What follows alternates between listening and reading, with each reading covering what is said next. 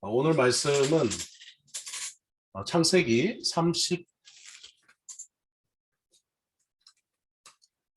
이제 33장에서 창세기 35장까지 말씀 함께 살펴보도록 하겠습니다. 36장까지 살펴보겠습니다.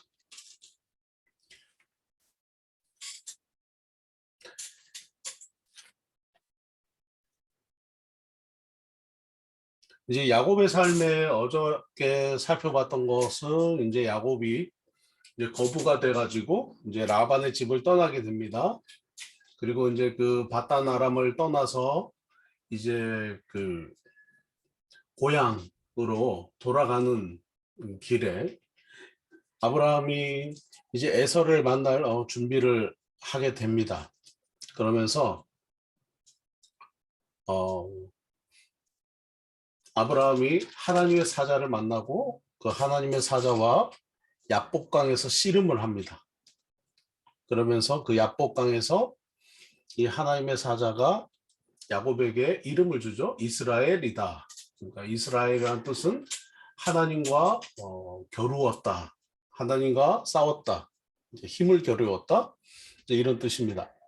근데 이 이스라엘이라는 뜻을 야복강 나루에서는 그냥 이름을 준 듯해요. 이제 당시 이름을 준다라는 것은 이름을 주는 쪽이 주인, 주권을 가지고 있는 것을 우리가 보게 됩니다. 그래서 이름을 주었다라고 하는 것은 하나님께서 이 야곱의 삶에 주권을 가지고 계신다라는 의미를 함께 포함하고 있는데, 이 이스라엘이라는 이름을 후에 또 한 번 주십니다. 오늘 우리가 읽는 본문 35장에 하나님께서 이제 다시 한 번 더 이스라엘이다, 내 이름을 야곱이라 다시 부르지 않고 이스라엘이라 부르겠다 하시고, 그 이스라엘이라고 부르시면서 다시 언약의 말씀을 35장에서 다시 주신대요. 32장에서 야복강에서 씨름하던 이 야곱의 환도뼈가 어긋나게 됩니다.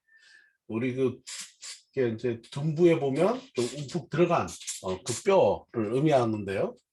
그 이후부터 이스라엘 백성들이 그 둔부의 힘줄을 먹지 않는다고 합니다. 자, 이제 33장 오늘 본문, 야곱과 에서가 만나요. 둘의 나이는 99살입니다. 99, 99세 된 에서와 99세 된 야곱이 만나요. 99세가 될 때까지 분노로 가득 차 있는 에서와 99세가 될 때까지 욕심으로 가득 차 있는 야곱. 어마어마하죠. 이 어마어마한 두 사람이 33장에서 만납니다. 그래서 야곱이 이렇게 눈을 들어보는데 33장 1절입니다. 제가 한번 읽어볼게요. 야곱이 눈을 들어보니 에서가 400명의 장정을 거느리고 오고 있는지라 그의 자식들을 나누어 레아와 라헬과 두 여종에게 맡기고.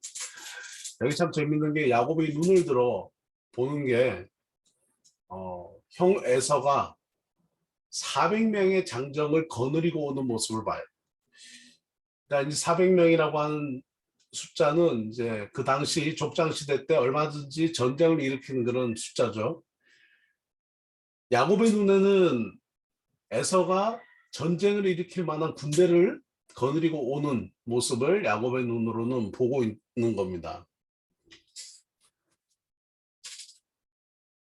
그래서 3절에 이제 형을 만나러 가는데 4절에 에서가 달려가. 에서의 그 표현이 참 재밌습니다. 에서가 달려와서 그를 맞이하고 안고 껴안고 목을 어금 맞추고 그와 입 맞추고 서로 울어요.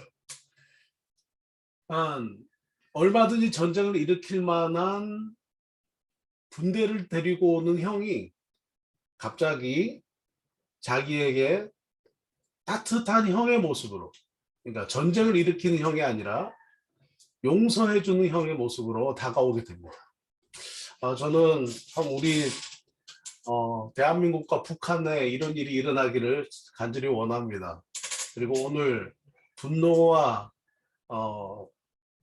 미움이 가득한 곳에 이런 일이 일어나기를 소망합니다. 그래서 에서가 달려와요. 왜 에서의 모습이 변화됐을까요? 에서도 야곱을 바라봤겠죠. 에서가 야곱을 보니 야곱이 부자란 얘기 들었고 거부란 얘기 들었는데 부자의 모습으로 지금 오고 있는 게 아니라 야곱이 어떤 모습으로 오고 있습니까? 장애인이 된 모습으로 자기에게 다가오는 거예요. 그러니까 참 안타까운 이 형제의 모습을 봐요. 장애인의 모습으로 자기에게 다가오는 이 동생 야곱을 보면서 에서의 마음이 다 녹아내렸던 것 같아요. 그러면서 야곱이 이제 형을 만나면 주려고 하는 어떤 그 선물들을 다 거절을 합니다.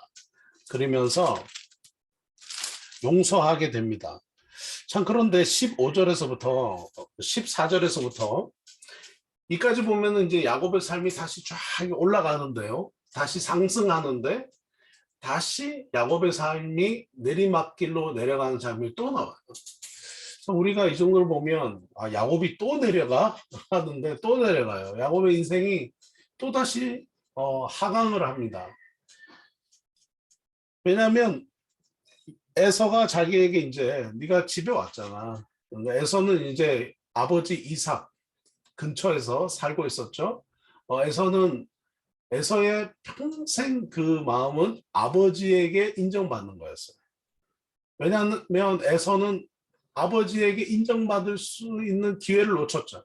장자권을 얻지 못했어요. 그래서 장자권을 자기가 본인이 갖지 못했지만 장자의 축복권을 받지 못했지만 장자로서 아버지에게 인정받으려고 평생 노력했던 참 안타까운 사람. 그리고 그 이삭과 늘 비교하면서 이삭이 이제 라반의 집에 가서 결혼을 하게 되니까 이제 그도 아버지가 이삭에게 했던 것처럼 결혼을 누가 하고 할까 하다가 이스마엘이 살고 있는 가나안 땅으로 가요. 그리고 이스마엘의 후손 딸과 가나안 여인과 결혼을 합니다. 안타까운 모습을 이 에서의 삶에서 우리가 보게 되는데요. 에서가 지금 아버지가 계신 곳에 근처에 있으니까 우리랑 같이 가자. 우리랑 같이 가서 우리랑 함께 지내자라고 얘기를 하는데 야곱이 거절해요. 자, 여기서부터 야곱이 다시 또 하강하게 됩니다. 야곱이 뭐라고 말하냐면 따라갈게요. 먼저 가세요. 이렇게 얘기를 해요. 그런데 말씀을 보면 에서가 수꽃이라는 곳으로 세겜으로 떠나고 난 이후에 세일로 떠나고 난 이후에 17절에 야곱이 뒤따라가지 않고 집을 짓습니다. 17절에 자기를 위해서 집을 짓습니다. 그리고 또 야곱이 땅을 사요. 참 왜 이 야곱이 그랬을까요? 왜 그냥 서원했던 대로 형을 따라서 아버지 이삭이 있는 곳으로 계속 쭉 가면 되는데 야곱이 가지 않아요. 여기서부터 문제가 생기는데요. 34장 간단합니다. 34장 간단해요. 이제 야곱이 레아를 통해서 낳은 딸 디나가 있었는데 나이가 한 15세 정도 되었다고 추측이 됩니다. 이제 야곱이 지금 아버지를 따라서 가지 않고 지금 야곱이 가나안 땅 세겜에다가 터를 얻습니다. 근데 이 딸이 디나가 그 가나안 땅의 딸들은 어떻게 지내나 하고 15세 정도 되는 소녀의 호기심으로 혼자 집을 나가서 외출을 해요. 그리고 구경을 하러 가요. 근데 당시 여러분 15세 되는 소녀가 보호자 없이 혼자서 밖을 나가는 것은 굉장히 부적절하고 굉장히 위험한 아무에게도 보호받지 못하는 그런 상황을 보게 돼요. 결국 디나가 그 상황을 몰랐던 거 아니죠. 알았지만 이 야곱의 가문에 야곱의 가정에 야곱처럼 이 자녀들에게도 뭔가 신실함이 흐르지 않고 뭔가 자기가 원하는 것이 있으면 그 원하는 것을 위해서 그죠? 그냥 그 자기가 보고 싶은 것을 위해서 그냥 그렇게 뭐랄까요? 욕망대로, 욕심대로, 그냥 본능적으로 했다라는 것을 우리가 보게 되는데요. 이 디나가 딸들을 보러 갔다가 가나안 땅을 구경하러 갔다가 그 세겜의 추장의 그 하몰의 아들 추장 세겜에 의해서 강간을 당하게 되는데 이 청년 세겜이 이 야곱의 딸을 좋아하게 돼요. 그래서 아버지를 데리고 와서 이 야곱의 딸 디나를 아내로 삼게 해달라고 얘기를 합니다. 그런데 야곱은 이 소식을 듣고 아무것도 하지 않아요. 잠잠했어요. 영어 성경에 보면 he did nothing about it. 딸이 강간되었는데 he did not think about it. 아무것도 하지 않아요.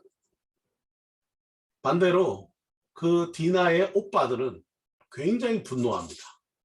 굉장히 분노합니다. 디나의 오빠들이 8명이었죠. 그 중에 그 중에 시므온과 레위가 앞장서서 이 일을 해결을 하는데요. 이제 아버지는 가만히 있고 두 아들이 해결을 해요. 어떻게 해결하느냐면 속이죠. 그 세겜에게 말합니다. 너희 가정이 남자들이 다 할례를 받으면 우리 민족과 같은 징표를 가졌기 때문에 같은 민족이 될 것이다. 그러면 우리 딸을 주겠다. 속이고 또 그들이 그렇게 해요. 그래서 그 하몰의 집안의 모든 남자들이 다 할례를 행합니다. 할례를 행하고 3일째 됐을 때 무척 고통이 심했었던 시간에 이 시므온과 레위가 몰래 기습해서 34장 25절 보면요. 그 모든 남자들을 다 죽입니다. 자, 여기서 보면 시므온과 레위가 또 이 하몰의 추장 아들 세겜을 속이죠. 속이는 게 이 야곱의 가정에 하나의 가풍 같아 보여요. 속여요.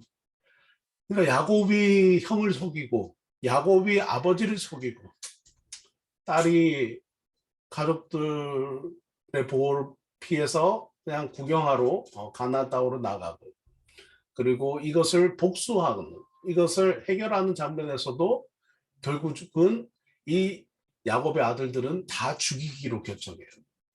그리고 그 죽이기 위해서 속여요. 할례를 받고 오면 한 가족이 되게 하겠다.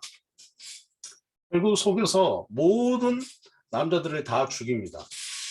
그러면서 또 그 오빠들의 분노를 이해는 해요. 왜냐하면 이 당시 풍습상 이혼을 당한 여자는 재혼을 할 수 있어요. 그런데 강간을 당한 처녀는 시집을 갈 수가 없어요. 그러니 자기 여동생이 이렇게 욕보였으니 뭐 분노하는 것은 충분히 이해가 되죠. 그러나 이 해결 방법을 아버지인 야곱이 개입해서 해결하지 않고 이 아들들이 모든 그 집안 사람을 세겜 집안 사람을 다 죽이는 걸로 해결한 것은 굉장히 큰 안타까움이 있다 이렇게 봅니다. 참 우리는 뭔가 화가 나고 뭔가 이렇게 분노가 되면 이 문제를 해결하려고 하죠. 그런데 화가 나고 원망이 터지고 분노가 생길 때 우리가 해결하는 방법을 보면 굉장히 단순하고 야만적이에요. 그냥 복수하는 걸로 끝나죠. 그래서 우리는 주님이 필요한 것 같아요. 주님 없는 우리의 삶에서의 이 문제의 해결과 어떤 그 복수의 방법들은 참 야만적이고 그런 것 같아요. 어쩌면 야곱이 나서서 해결했으면 어땠을까요? 근데 야곱이 등장합니다. 어떻게 등장하느냐? 24장 마지막에 이제 그 모든 남자들이 다 죽음을 당해요. 자기 아들들이 가서 다 죽여요. 그리고 나서 야곱이 30절이죠. 시몬과 레위에게 이르되 너희가 내게 화를 끼쳐 이 땅 주민 곧 가나안 족속과 브리스 족속에게 악취를 내게 하였도다. 나는 숫자가 적은즉 그들이 모여 나를 치고 나를 죽이리니 그러면 나와 내 집이 멸망하리다. 그러니까 아버지가 죽음을 무릅쓰고 복수를 하고 온 두 아들에게 화를 내요. 참 안타까운 집안이에요. 정말 안타까운 집안이에요.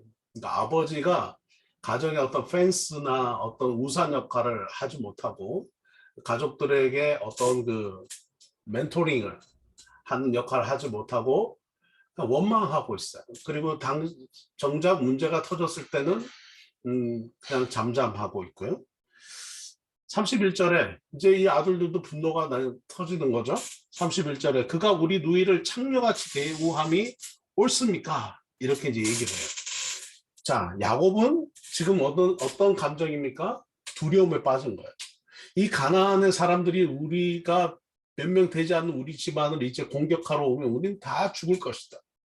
그러니까 야곱의 삶에 이 두려움, 우리 죽을 거야. 잘못하면 죽을 거야. 우리 다 사라질 거야. 하는 이 두려움이 평생 했던 것 같아요. 형 에서를 속여서 장자권을 훔쳐봤던 때부터 이제 형에게 잡히면 죽을 거야 하는 두려움으로 도망하고, 그리고 거기서 외삼촌 라반을 또 속여서 또 이렇게 부를 축적하고, 그리고는 야반도주하면서 외삼촌이 나를 찾아오면 난 죽을 거야 하는 그 두려움, 그리고 막상 도망은 했지만 고향으로 가는 길에 고향에 있는 형이 나를 보면 또 죽일 거야 하는 그 두려움, 그리고 지금 또 아들들의 이 모습, 아들들이 살인을 복수를 하고 온 이 상황에서 또 이 땅 거민들이 우리를 죽일 거야 하는 두려움. 야곱의 삶에 이 두려움이 참 사라지지 않고 있습니다. 그런데 우리가 알고 있다시피 이 모든 상황을 바라보시는 분이 한 분 계시죠. 바로 하나님이세요. 이 하나님께서 35장 바로 이제 야곱이 아들들을 내게 우린 다 죽을 거다. 그리고 아들들이 그러면 우리가 가만히 있으란 말입니까? 하고 나서 등장하시죠. 하나님이 등장하세요. 참 저는 이 35장 1절 보면서 굉장히 큰 은혜를 받는데요.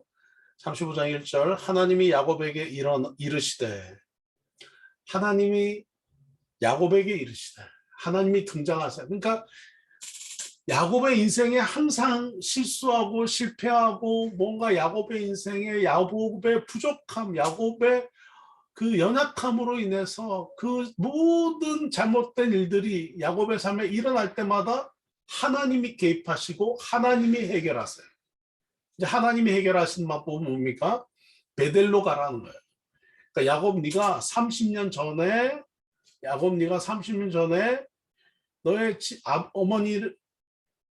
아버지를 떠나서 삼촌 집으로 가다가 별을 보며 돌베개를 삼고, 그 돌베개를 삼고 하나님을 만나고 돌단을 쌓고 하나님께 제단을 쌓았던 그곳 베델로 다시 돌아가라는 거예요. 그리고 거기서 다시 제단을 쌓으라는 거예요. 결국은 하나님 앞에 돌아와라. 너의 인생의 주인이 나에게 다시 돌아와라. 너의 삶의 주인이 나에게 돌아와라. 내가 언약했던 것을 잊지 말아라. 내가 너를 사랑하는 것을 잊지 말아라. 다시 기억해라. 두려워하지 말아라. 하나님의 마음이시죠. 그래서 결국은 이제 야곱이 굉장히 이제 또 힘을 얻어요. 그리고 거룩한 가장의 그 모습으로 모든 가족들에게 얘기합니다. 너희 자신을 정결하게 하고 지금 이 가나안 땅에서 혹시라도 갖고 있는 우상, 가나안 땅에 뭐 조그맣게라도 만들어 놓은 우상 신상들, 이방 신사들 다 버려라. 그리고 너희를 정결케 하고 신발을 깨끗이 하고 이제 의복을 바꾸어 입어라. 그리고 베델로 올라가자. 이렇게 얘기를 해요. 베델은 가족들이 한 번도 본 적이 없죠.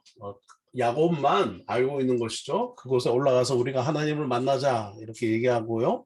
그리고 이제 그곳에서 제단을 쌓고 난 이후에 야곱이 받다나라면서 이렇게 이제 다시 돌아옵니다. 돌아오니까 하나님께서 그에게 복을 주시고 10절에 이제 너의 이름은 네 이름이 야곱이지만 야곱이라 부르지 않고 이스라엘이 네 이름이 되리라.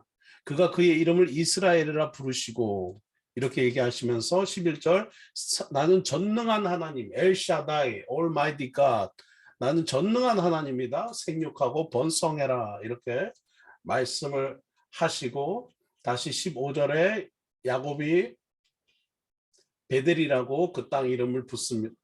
다시 부릅니다. 그러면서 이제 오늘 우리 보는 35장 마지막에는요. 이제 라헬이 죽게 돼요. 라헬이 마지막 막내 베냐민을 출산하다가 죽게 됩니다. 그리고 베냐민은 태어나고 라헬은 죽고요. 그리고 라헬은 베들레헴 길에 장사돼요. 아브라함이 아내 사라를 장사했던 곳이 막벨라 굴인데 이 막벨라 굴에 라헬은 장사되지 않아요. 왜? 위계 질서상 가장 첫 번째 아내만 이 막벨라 굴에 들어가게 됩니다. 그래서 야곱이 죽고 또 레아가 죽고 나면 막벨라 굴에 둘이는 장사되지만 야곱이 사랑했던 여인 라헬은 베들레헴에 따로 장사되게 됩니다. 그러면서 이제 오게 되죠. 그런데 또 이 야곱의 집안에 우환이 그치지 않아요. 이 큰 아들 루벤이 이 야곱의 이 라헬의 여종 이 빌하를 겁탈을 합니다. 참 폐륜적인 모습을 보이게 되죠. 자, 요까지 하고는 이제 23장에서 야곱의 아들의 열둘이라 이렇게 진행됩니다. 이제 야곱의 시대에서 야곱의 아들들 12아들의 시대로 넘어가게 돼요. 26절에 보면 바담 아람에서 그에게 낳은 자더라 이렇게 얘기를 해요. 이 12명의 아들들 이름을 쭉 말하고 바담 아람에서 야곱이 낳은 자더라. 근데 여기 보면 재밌는 게 낳았다라는 표현, 낳았다라고 하는 이 알라드라고 하는 표현이 단수로 나와요. 그러니까 하나로 나오죠. 왜냐? 이제 하나님의 시선은 이 12아들은 12복수의 아들이 아니라 하나의 단수, 남성 단수로 표현돼요. 바로 뭐냐면 한민족이라는 거예요. 이 12아들은 한민족이다. 이제 결국은 이 지금 이스라엘 2세대가 지금 이 창세기를 읽고 있잖아요. 아, 우리는 한민족이구나. 아, 우리 12지파는 한민족이구나. 라는 것을 다시 한 번 더 보게 되는 거죠. 그리고 이제 이삭이 또 죽게 됩니다. 자, 이렇게 해서 이제 35장이 끝나고 뭐 36장은 간단합니다. 그냥 에서의 족보가 쭉 나와요. 에서의 족보가 쭉 나오는데 에서의 족보에서 재밌는 장면은 관심 있는 장면은 왕이 만들어져요. 이스라엘의 이 야곱의 가정의 이 현재 왕은 하나님이세요. 그런데 이스라엘에게 따로 왕이 없었을 때에 하나님이 왕이신데 이 에서로부터 시작된 이 종족 에돔은 왕을 벌써 인간 왕을 만들어요. 그것이 이제 차이가 있는 거죠. 에서의 가정에는 인간이 왕이지만 이스라엘에는 하나님이 왕이신 모습을 우리가 보게 되면서 36장이 이제 끝납니다.